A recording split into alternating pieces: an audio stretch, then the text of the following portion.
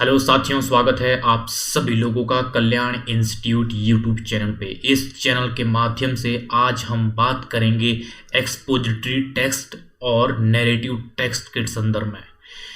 जो हमारा टॉपिक है आज का, ये इस टॉपिक से संबंधित यूट्यूब पे आपको बेहतर तरीके से विश्लेषण नहीं मिलेगा। आज हम बेहतर तरीके से इस संदर्भ में आज हम विश्लेषण करेंगे कि समझेंगे कि एक्सपोजिटरी टेक्स्ट क्या होता है, इसकी क्या विशेषताएं होती है, और इसी तरह से हम ये जानेंगे कि इसमें जो नैरेटिव टेक्स्ट है, नैरेटिव टेक्स्ट क्या है और इसकी क्या विशेषताएं होती है। तो इस तरह से हम इन सभी संदर्भों में हम आज विस्तार पूर्वक समझने का प्रयास करेंगे और आप हमारे तक साथ अंत तक बने रहिएगा, क्योंकि जो ये विश्लेषण है, ये विश्लेषण काफ़ी बेहद महत्वपूर्ण होने वाला है। और हम सब जानते हैं कि इस चैनल के माध्यम से हम बीएड पाठ्यक्रम का संपूर्ण विश्लेषण कर रहे हैं। यदि आप हमारे अन्य वीडियोस देखना चाहते हैं जो बीएड पाठ्यक्रम से संबंधित है, तो आप हमारे चैनल के प्लेलिस्ट में जा करके वहां से देख सकते हैं। जो बीएड नाम की प्लेलिस्ट बनी होगी, यहाँ से आपको कंप्लीट जो बीएड का जो पाठ्यक्रम है उसका विश्लेषण मिल पाएगा। जो बीएड का जो पाठ्यक्रम होता है वो काफ़ी विस्तृत पाठ्यक्रम होता है, वो चाहे हम किसी भी यूनिवर्सिटी का क्यों ना देख ले। इसी चीज को देखते हुए हमने क्या किया, हमने एक वेबसाइट बनाई है। वो वेबसाइट है kalyaninstitute.in। इस वेबसाइट के माध्यम से आपको बीएड पाठ्यक्रम के नोट्स मिल पाएंगे। वो नोट्स कैसे मिलेंगे? वो इस तरह से मिलेंगे, जब आप इस वेबसाइट को गूगल पे सर्च करते हैं तो इस तरह का आपको होम पेज दिखेगा। इस होम पेज के सबसे ऊपर 3 डॉट करके मेनू बना होगा। इस मेनू में जैसे ही आप क्लिक करते हैं तो आपके सामने ये सारे ऑप्शन आ जाएंगे। इन सभी ऑप्शनों में से एक ऑप्शन होगा बीएड नाम का ऑप्शन। जैसे ही आप बीएड नाम के ऑप्शन में क्लिक करते हैं तो आपके सामने बीएड का संपूर्ण पाठ्यक्रम ओपन हो जाएगा। मजे की बात यह है कि जो ये संपूर्ण जो पाठ्यक्रम है बीएड का, जो ये नोट्स है, ये आपको टाइप फॉर्मेट में मिलेंगे और साथ ही साथ हिंदी और इंग्लिश दोनों ही भाषाओं में मिलेंगे। जिसमें आप कंफर्टेबल हो उसमें आप देख सकते हैं। मुझे उम्मीद है कि आपके लिए बहुत ज़्यादा उपयोगी रहने वाला है, तो आप इसको एक बार ज़रूर विजिट कीजिएगा। और हमारे इस चैनल को अगर आप YouTube से देख रहे हो तो आप इसको एक बार ज़रूर सब्सक्राइब कर दीजिएगा, जिससे हमें और ज़्यादा मेहनत करने में और ज़्यादा इसी तरह से कंटेंट को क्रिएट करने में, बेहतर तरीके से आपके सामने प्रस्तुत करने के लिए हमें और ज़्यादा मोटिवेशन मिलता है। और आप इसको एक बार ज़रूर सब्सक्राइब कर दीजिएगा और वेबसाइट को विजिट ज़रूर कीजिएगा। बिना किसी देरी के जो आज का टॉपिक है उस टॉपिक पे आते हैं कि किस संदर्भ में आज हम इसका संपूर्ण तरीके से हम विश्लेषण करेंगे। जो ये टेक्स्ट है, किस संदर्भ में जो ये एक्सपोजिटरी टेक्स्ट है, इसको कहते हैं हिंदी में व्याख्यात्मक पाठ्य। और इसके साथ साथ हम किस चीज़ को देखेंगे, नैरेटिव टेक्स्ट। नैरेटिव टेक्स्ट के संदर्भ में हम आज बात करेंगे कि ये होता क्या है और इसकी विशेषता क्या है। मैं आपको फिर से एक बार बता रहा हूं, इससे संबंधित जो आज का हमारा टॉपिक है नैरेटिव टेक्स्ट और एक्सपोजिटरी टेक्स्ट, इससे संबंधित यूट्यूब पे आपको नहीं मिलेगा। हम आज आपको बेहतर तरीके से हम समझाएंगे कि ये होता क्या है और इसकी विशेषताएं क्या होती है। सबसे पहले व्याख्यात्मक पाठ्य। व्याख्यात्मक पाठ्य यानी कि एक्सपोजिटरी टेक्स्ट, ये होता क्या है? व्याख्यात्मक पाठ्य यानी कि जैसे स्पष्ट हो रहा है शब्द से, व्याख्यात्मक यानी कि ये ऐसा पाठ्य है जिसमें व्याख्या की आवश्यकता होती है।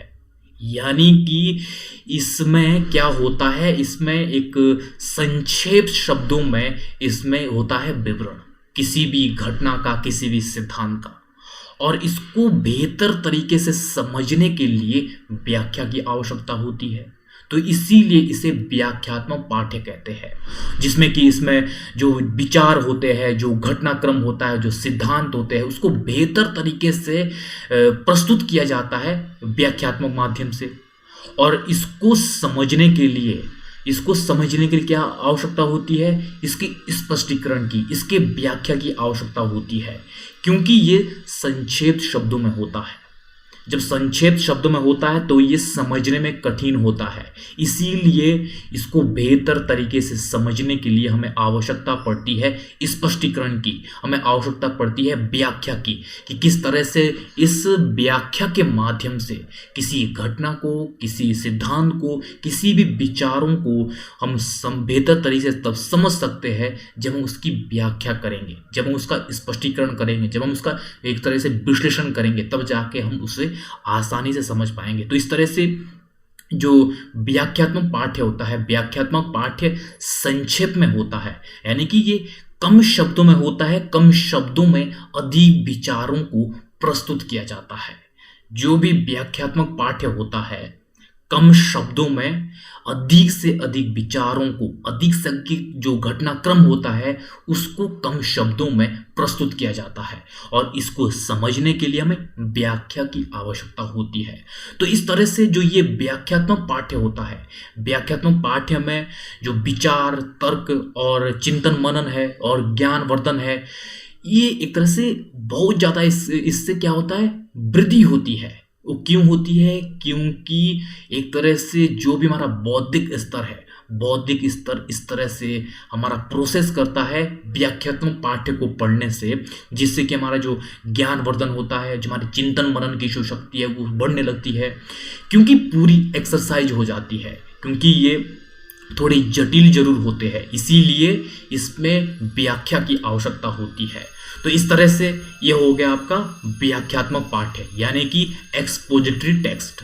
और ये जो समझने में थोड़ा जटिल जरूर होता है, जब हम इसको व्याख्या करते हैं इसकी, तो हमें बड़ी सरलता से समझ आ जाता है। इसीलिए इसे व्याख्यात्मक पाठ्य कहा जाता है, क्योंकि इसमें व्याख्या की आवश्यकता होती है, इसको कम शब्दों में प्रस्तुत किया जाता है। अब हम इसके बाद ये समझेंगे कि जो ये व्याख्यात्मक पाठ्य है, व्याख्यात्मक पाठ्य की क्या विशेषता है, विशेषताओं को समझेंगे।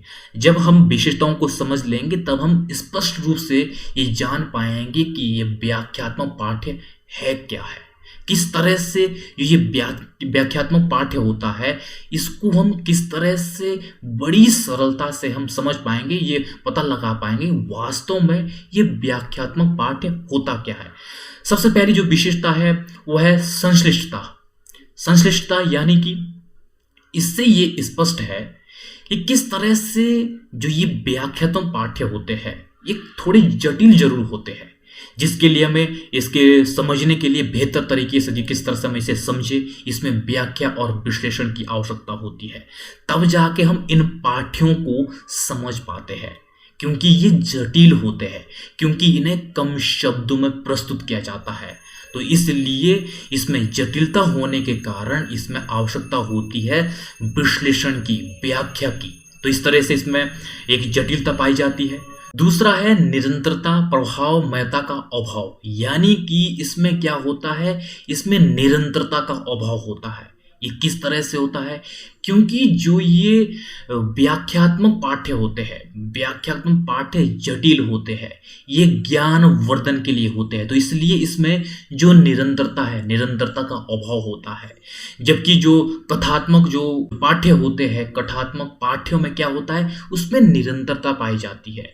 लेकिन जो ये व्याख्यात्मक पाठ्य होते हैं ये थोड़े जटिल होते हैं, इसमें निरंतरता का इसमें अभाव पाया जाता है, क्योंकि एक कड़ी को दूसरे कड़ी के साथ जोड़ने में इसमें अभाव होता है, क्योंकि ये जटिल होते हैं। इन जटिलता को किस तरह से व्याख्या के माध्यम से, विश्लेषण के माध्यम से ही इसे समझा जाता है। तो इसलिए इसमें जो निरंतरता होती है, निरंतरता का अभाव पाया जाता है। तीसरा है चिंतन मनन की प्रधानता। चिंतन मनन की प्रधानता, इन पाठ्यों के माध्यम से, जो व्याख्यात्मक पाठ्य होते हैं इनके माध्यम से चिंतन मनन की प्रधानता पाई जाती है इसमें, कि किस तरह से इस चीज को पढ़ने से जो पाठक होता है, पाठक जो व्याख्यात्मक पाठ्य है, व्याख्यात्मक पाठ्यों के माध्यम से किस तरह से उनमें जो चिंतन मनन की जो शक्ति है उनका विकास होने लगता है, क्योंकि ये एक तरह से ज्ञानवर्धन से परिपूर्ण होते हैं। इसमें संपूर्ण रूप से इसमें जो इन्फॉर्मेशन है, इन्फॉर्मेशन का समायोजन होता है। इसीलिए इन पाठ्यों को एक तरह से और सरल बनाने के लिए इसमें व्याख्या की आवश्यकता होती है, क्योंकि ये थोड़े जटिल होते हैं। इसमें पूर्ण रूप से जो इन्फॉर्मेशन है, जो तथ्य है, वो तथ्य पाए जाते हैं।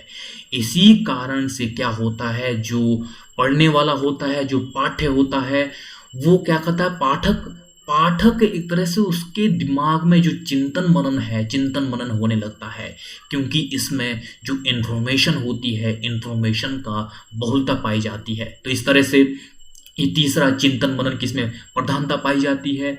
चौथा है तकनीकी शब्दों का प्रयोग, यानी कि तकनीकी शब्दों का प्रयोग इसमें पर्याप्त मात्रा में, किसमें, व्याख्यात्मक पाठ्यों में पर्याप्त मात्रा में तकनीकी शब्दों का प्रयोग किया जाता है। इन तकनीकी शब्दों का प्रयोग इसीलिए किया जाता है ताकि कम शब्दों में जो भी विचार हो, जो भी सिद्धांत हो, उनको पेश किया जाए और एक बेहतर तरीके से पेश किया जाए। तो इसीलिए इसमें कठिन कठिन शब्द पाए जाते हैं, तकनीकी शब्दों का प्रयोग किया जाता है और जिनको समझने के लिए हमें व्याख्या की आवश्यकता पड़ती है। और इससे क्या होता है, जो इसका ज्ञान है, इससे जो ज्ञान मिलता है वो ज्ञान सटीक होता है, क्योंकि इसमें पूर्ण रूप से तथ्यों का प्रयोग किया जाता है। अगर हम इसके जो अर्थ है, अर्थ को समझते हैं तो उसके लिए हमें व्याख्या की आवश्यकता पड़ती है।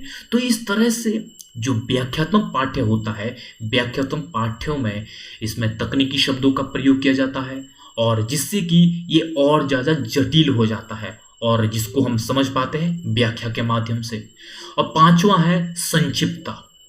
संक्षिप्तता यानी कि कम शब्दों में इसको पेश किया जाता है। किस तरह से कोई भी जो विचार होता है, कोई भी जो सिद्धांत होगा, उसको कम से कम शब्दों में इसको पेश किया जाता है, जिसमें कठिन से कठिन शब्दों का समायोजन होता है, पूर्ण रूप से तकनीकी शब्दों का प्रयोग होता है, जिससे ये जटिल बनता जाता है और इसको कम शब्दों में पेश किया जाता है।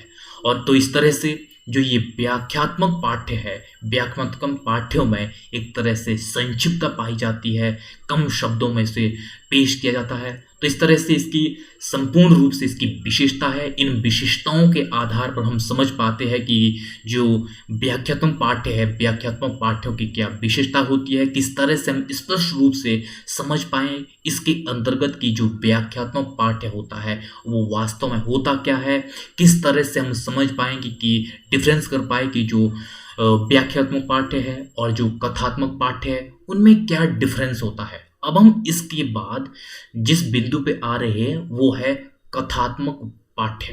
कथात्मक पाठ्य यानी कि नैरेटिव टेक्स्ट, उसके संदर्भ में अब हम बात करेंगे कि ये नैरेटिव टेक्स्ट होता क्या है। नैरेटिव टेक्स्ट यानी कि कथात्मक पाठ्य।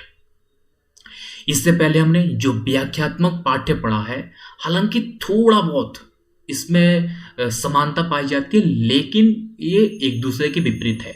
लेकिन हम व्याख्यात्मक पाठ्य के साथ साथ हम बड़ी सरलता से इसको भी समझ पाएंगे। जो ये कथात्मक पाठ्य होता है, कथात्मक पाठ्यों में क्या होता है, इसमें कोई भी घटनाक्रम, कोई भी सिद्धांत, उसको कहानी के स्वरूप में बताया जाता है। जो भी घटना होती है उसको, घटना को अनुक्रम रूप से इसको वर्णन किया जाता है एक बड़ी ही सरलता से, जिसमें क्या होता है, इसमें एक सुगमता पाई जाती है और ये एक आकर्षक होता है, ये एक मनोरंजन से परिपूर्ण होता है, जिसमें क्या होता है, जो पाठक होता है, पाठक का इसको पढ़ने में एक रुचि बनी रहती है। ये इसकी जिज्ञासा होती है कि किस तरह से वो बड़ी सरलता से उसको समझ पाता है, क्योंकि वो एक कहानी के स्वरूप में बताया जाता है। जो ये नैरेटिव टेक्स्ट होता है, नैरेटिव टेक्स्ट होता ही ये है कि किस तरह से किसी घटनाक्रम को एक कहानी के स्वरूप में, एक विस्तृत स्वरूप में और एक विश्लेषणात्मक स्वरूप में उसको पेश किया जाता है। वही होता है कथात्मक या नैरेटिव टेक्स्ट। तो इस तरह से जो ये नैरेटिव टेक्स्ट होता है, इसमें कल्पनाएं होती है और इसमें भावनाएं होती है, इसमें मनोरंजन की प्रधानता पाई जाती है, यानी कि ये कल्पना से भी परिपूर्ण होता है और इसमें जो भावना का स्वरूप है वो भी दिखाई देता है और ये मनोरंजन का भी इसमें अच्छा खासा ध्यान दिया जाता है, जिससे क्या हो सके, जो भी घटनाक्रम है उसको बड़ी सरलता से जो पाठक है वो उसे समझ पाए। वो तभी समझ पाएगा जब उसको एक विस्तारित स्वरूप में उसे पेश किया जाएगा, जब उसे एक संपूर्ण घटनाक्रम को एक कहानी के स्वरूप में, जिसमें कि पूर्ण रूप से उसका विश्लेषण होता है। तो इस तरह से जो ये नैरेटिव टेक्स्ट होता है, नैरेटिव टेक्स्ट होता ही कहानी स्वरूप में है। तो अब हम इसके बाद नैरेटिव टेक्स्ट की विशेषताओं को समझेंगे कि इसकी क्या विशेषताएं हैं। इसकी विशेषता में सबसे पहले हम देखते हैं जिसमें कि भूतकाल का इसमें प्रयोग किया जाता है, कि किस तरह से जो ये कथात्मक पाठ्य होता है, जब हम कहानी के स्वरूप में इसको पेश करते हैं, यानी कि होता ही ये कहानी के स्वरूप में होता है, विस्तार रूप में होता है। इसमें भूतकाल का प्रयोग किया जाता है। इसमें क्या होता है, जो हिस्टोरिकल होते हैं, स्वरूप होता है, घटनाक्रम होते हैं, उस घटनाक्रम को इसमें समायोजन किया जाता है, जिससे क्या होता है, हम भूतकाल के परिप्रेक्ष्य में भी हमें उसकी जो पृष्ठभूमि होती है उसको समझ पाते हैं, जिसके चलते क्या होता है, जो आगे आने वाला जो घटनाक्रम होता है उसके साथ हम रिलेट करके उसको और आसानी से समझ पाते हैं। और इसका जो स्वरूप है इसी के चलते विस्तृत होता है, क्योंकि इसमें भूतकाल का भी प्रयोग किया जाता है, जिससे कि जो पाठक होता है, पाठक बड़ी सरलता से समझ पाता है। दूसरा है समयवाचक क्रिया विश्लेषण का प्रयोग करना। इसमें समयवाचक का प्रयोग किया जाता है, किस तरह से जो अलग अलग जो घटनाक्रम है कब कब घटित हुए हैं, तो उन घटनाक्रम का वर्णन भी जो समयवाचक जो क्रिया विश्लेषण है उसके माध्यम से इसमें प्रयोग किया जाता है, जिससे अलग अलग घटनाक्रम को बड़ी स्पष्टता के साथ, बड़ी सरलता से जो पाठक है वो समझ पाए। तीसरा है विश्लेषणों का प्रयोग। हम सब जानते हैं, जैसा मैंने सबसे पहले बताया आपको, कि किस तरह से जो ये कथात्मक पाठ्य है, जो नैरेटिव टेक्स्ट है, इसमें कहानियों का प्रयोग किया जाता है। जो कहानियों का प्रयोग कब होगा, वो तभी होगा जब उसे विश्लेषित तरीके से उसे पेश किया जाएगा, यानी कि इसमें विश्लेषण का प्रयोग किया जाता है। जो भी कोई कठिन शब्द होगा उसको नैरेटिव टेक्स्ट में कठिन शब्द के रूप में पेश नहीं किया जाएगा, उसका विश्लेषण के माध्यम से उसमें समायोजन किया जाएगा, जिससे कि वह एक बड़ी सरल, बड़ी ही बेहतर तरीके से वो कहानी स्वरूप में उसे पेश किया जाए नैरेटिव टेक्स्ट में। तो इस तरह से इसमें विश्लेषण का प्रयोग किया जाता है। चौथा है काल्पनिक। इसमें काल्पनिक घटनाओं का भी प्रयोग किया जाता है। अच्छा खासा इसमें समायोजन होता है कि किस तरह से जो काल्पनिक घटनाएं हैं उसका समायोजन किया जाता है, जिससे कि जो भावनात्मक स्वरूप है उसको भी इसमें समाहित किया जा सके। तो इस तरह से जो नैरेटिव टेक्स्ट होता है इसमें काल्पनिक घटनाओं का भी प्रयोग किया जाता है। तो इस तरह से ये होता है नैरेटिव टेक्स्ट, जिसे कहते हैं हिंदी में कथात्मक पाठ्य। तो कथात्मक पाठ्य, इसको हम एक लाइन में समझे, यानी कि ये किसी भी घटनाक्रम का एक विस्तृत स्वरूप होता है जो समझने में सबसे सरल होता है, और जो पाठक है, पाठक को इसको पढ़ने में क्या होता है, एक उसकी रुचि बनी रहती है, जिसमें हर एक चीज़, जिसमें भावनाएं, कल्पनाएं और मनोरंजन की इसमें प्रधानता पाई जाती है। तो इस तरह से हमने इस वीडियो के अंतर्गत जो ये व्याख्यात्मक पाठ्य है और कथात्मक पाठ्य है उसका विश्लेषण किया है। अगर हम इसके डिफरेंस की बात करें, इसका डिफरेंस है, अगर हम दो लाइनों में देखें, इसका डिफरेंस यही है जो ये कथात्मक पाठ्य होता है। कथात्मक पाठ्य इसका एक स्वरूप विस्तृत होता है, स्वरूप विस्तृत होता है जिसमें कल्पनाएं, भावनाएं और मनोरंजन की प्रधानता होती है। और जो ये व्याख्यात्मक पाठ्य होता है, व्याख्यात्मक पाठ्य संक्षिप्त होता है और इसमें तथ्यों का प्रयोग होता है, और जिसमें क्या होता है, विचार, तर्क और चिंतन, मनन और ज्ञान वर्धन की प्रधानता पाई जाती है। वो तभी पाई जाती है क्योंकि इसमें इंफॉर्मेशन का समायोजन होता है, ये कल्पनाओं पे बेस नहीं होता है। तो इस तरह से जो कथात्मक पाठ्य और व्याख्यात्मक पाठ्य, इसका एक मेजर डिफरेंस है जिसको हमने दो लाइनों में देखा। अब मुझे उम्मीद है कि आप समझ गए होंगे पूर्ण रूप से कि कथात्मक पाठ्य क्या होता है और व्याख्यात्मक पाठ्य क्या होता है। YouTube में आपको इतना डिटेल में आपको नहीं मिल पाएगा, मैं दावे के साथ कह सकता हूँ। अगर आप वेबसाइट में इसका विश्लेषण देखना चाहते हैं, हमारी वेबसाइट पे, वहाँ पे भी आप देख सकते हैं। वहाँ पे भी हमने डिटेल में इसका टाइप फॉर्मेट में विश्लेषण किया है। तो मुझे उम्मीद है आपके लिए बहुत ज़्यादा उपयोगी रहा होगा। और अगर चैनल को सब्सक्राइब नहीं किया अभी भी, तो चैनल को सब्सक्राइब कर दीजिएगा, जिससे हमें और ज़्यादा मोटिवेशन मिलेगा। आप सभी लोगों का बहुत बहुत शुक्रिया।